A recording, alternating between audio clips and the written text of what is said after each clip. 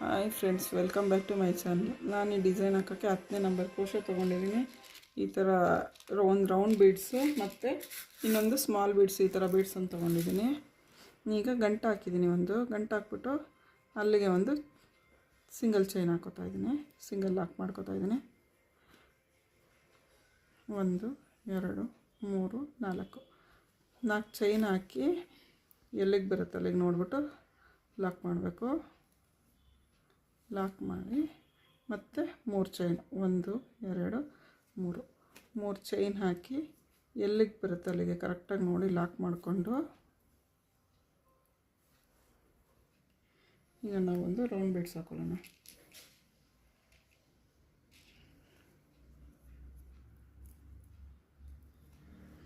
Round beads ಹಾಕಿ round ಬೀಡ್ಸ್ನ lock ಮಾಡಬೇಕು.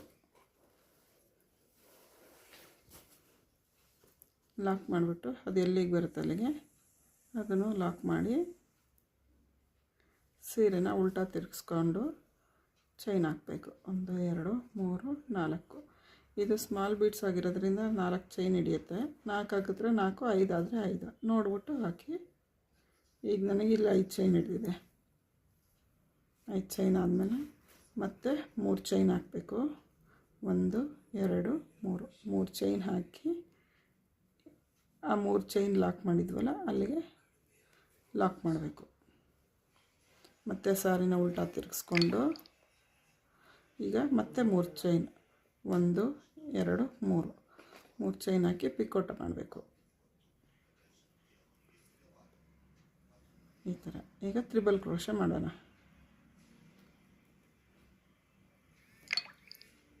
Triple crochet ಮಾಡಿದ್ರೆ ಸ್ವಲ್ಪ ಕಂಬ ಲೆಂತ್ ಬರುತ್ತೆ. 1 2 3 ಚೈನ್ ಹಾಕಿ ಅದೇ ಕಂಬಕ್ಕೆ ಲಾಕ್ ಮಾಡಬೇಕು.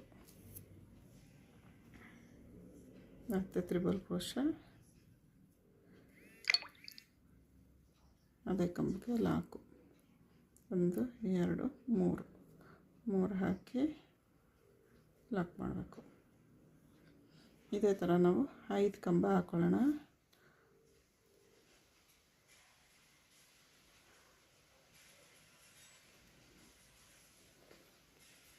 ಮೂರು ಚೈನ್ ಹಾಕ್ಕೊಂಡು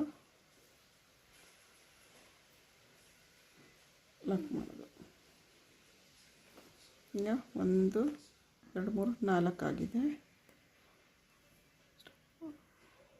ಒಂದು ಚೈನ್ ಹಾಕಿದ್ದೀನಿ. ಚೈನ್ ಹಾಕ್ಬಿಟ್ಟು ಅಲ್ಲಿಗೆ ಒಂದು ಬೀಡ್ ಹಾಕಿ ಮತ್ತೊಂದು ಚೈನ್ ಹಾಕಿ ಅದೇ ಕಂಬಕ್ಕೆ ಹೋಗಿ ಲಾಕ್ ಮಾಡಬೇಕು. ಈ ಕಡೆಗೆ ಮತ್ತೆ ನಾವು ಇದಕ್ಕೂ 4 ಚೈನ್ ಹಾಕೋಬೇಕು. 4 ಕಂಬ.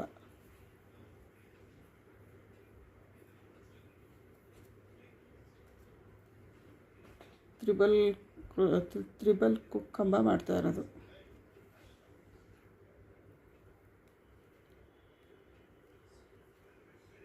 ಸೂಜಿ ಮೇಲೆ 2 ಸರಿ ದಾರ ತಗೊಂಡು 2ರಲ್ಲಿ 2ರಲ್ಲಿ ಮತ್ತು 2ರಲ್ಲಿ ಅದಕ್ಕೆ 3 ಚೈನ್ ಹಾಕಿ 3 ಚೈನನ್ನ ಅದಕ್ಕೇ ಲಾಕ್ ಮಾಡಬೇಕು. ಅದು ಈ ಥರ ಕಾಣಿಸುತ್ತೆ.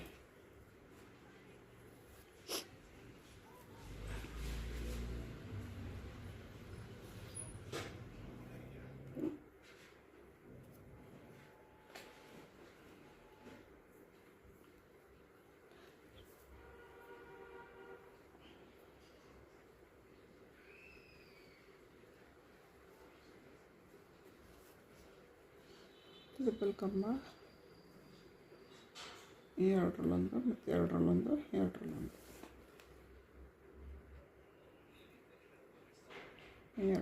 3 ಚೈನ್ ಹಾಕಿ ಅಲ್ಲಿಗೆ ಲಾಕ್ ಮಾಡಬೇಕು.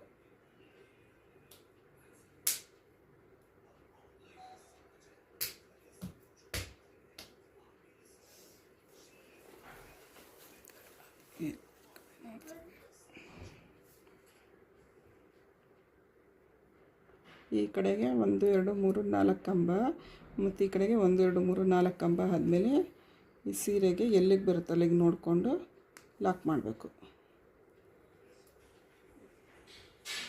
ನೋಡಿ ಫ್ರೆಂಡ್ಸ್, ಈ ಥರ ಕಾಣಿಸುತ್ತದೆ. ನೋಡಿ ಫ್ರೆಂಡ್ಸ್, ಇದು ಈ ಸೀರೆದು ಫೈನಲ್ ಲುಕ್ ಈ ಥರ ಬರುತ್ತೆ.